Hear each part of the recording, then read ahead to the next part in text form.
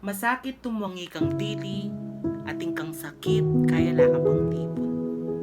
Naman maging marok maganak ka o mapamye, karing ka mag-anak o karing kalukuran. Keng pimpamamye ka rin tadara kala blessings. Di ba nga sabi da, it's better to give than to receive. Pero ita nga lang lalakwan keng sarili mo.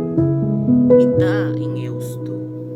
Malati o patitak-titak, dapat mabiyasa tang managan at manipon keng pipagalantaw.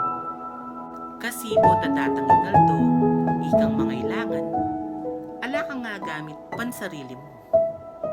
Responsibilidad mo higit kanino man, nasesen mo ing kinabukasan mo. Naman habang biye masikat ka, naman din habang biye, makapag-obra ka. Imbiyening tao lilipas din. Datanging panahon tumuwa ka. Inganggang galing at diskarte, lumipas na niyan. Inganggang sinaw, pwede da nga kalingwan nga niyan. Ika na dating lalapitan da, para anyawaran saw, mangailangan karing panggastos, pansarili mo. Nung magobra ka man ngeni o ating kang sariling business, mabiyasa at magaling ka dapat talan ka ring penakitan mo, habang masikan ka pa.